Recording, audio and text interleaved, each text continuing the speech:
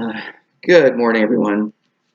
I'm Tim, and I'm here with a very excellent cup of Joe this morning. If you're interested, this is San Francisco Bay coffee. It's their French roast. Um, Excellent. Welcome to my house today, and welcome to America. At least here, anyway, in this house, this is America. Recently, I heard a congressman say that he voted against the most recent COVID stimulus package because Congress hadn't figured out a way to pay for it. And I thought, well, I'm glad he raised the subject anyway. But on the other hand, when did Congress ever think about paying for the money that they spend? This is January 8th, 2021, Friday. It probably should be a national holiday because on this day, January the 8th, 1835, President Andrew Jackson did something that no president had ever done before him, and no president had ever done anything like this after him. This was the day when President Andrew Jackson paid off the national debt. For the first and only time in U.S. history, the national debt was zero.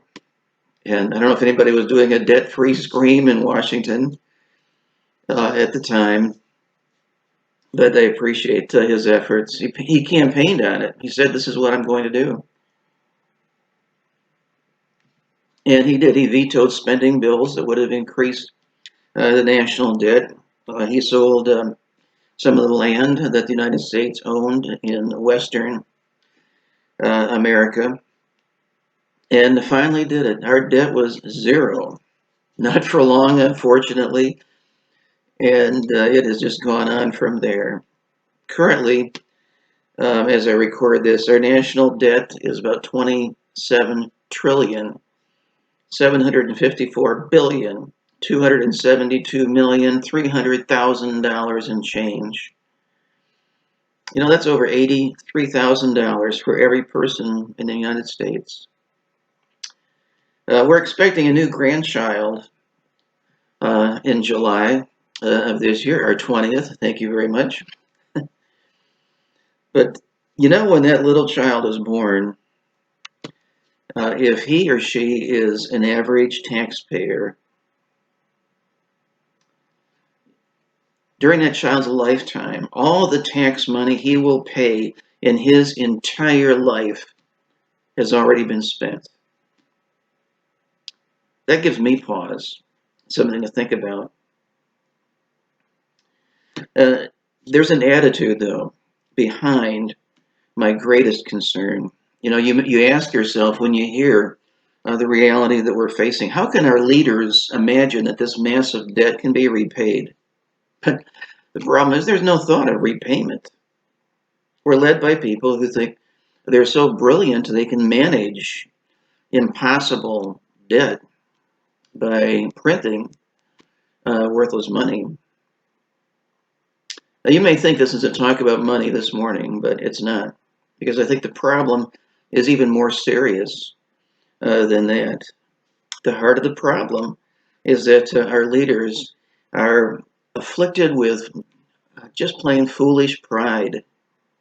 They're like a lost man driving around the city for hours trying to find an address, convinced there's no need to stop and ask directions or even turn on the GPS. I can find this, and so he just keeps getting more and more lost. I think it's a picture of what's going on in the United States. Pride is a serious issue. You know, pride is the sin that got Lucifer thrown out of heaven. Pride is the sin that led Adam and Eve to disobey God, and it is a serious issue that we need to consider, not just in our leaders, but in ourselves. The Bible says in Proverbs 11:2, when pride cometh, then cometh shame, but with the lowly is wisdom. Or how about Proverbs 16:18, pride goeth before destruction, and an haughty spirit before a fall. It's easy to say, well, that Okay, that applies to other people, but not me. It's different in our case. It's different in our country. It's different for us. It's different in this house. And yet, we're all just people. We're all the same. Most serious of all, I think, is James 4:6, where the Bible says, God resisteth the proud, but giveth grace unto the humble.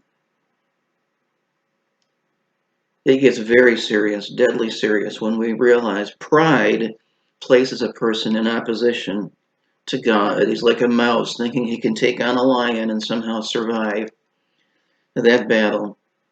I don't want to be there in opposition to God. I want God's grace. And that's why I cling to that promise. God gives grace to the humble. And so my encouragement for you this morning and my advice is to cling to that for yourself. Remember what Peter said in 1 Peter 5:6. Humble yourselves, therefore, under the mighty hand of God, that he may exalt you in due time.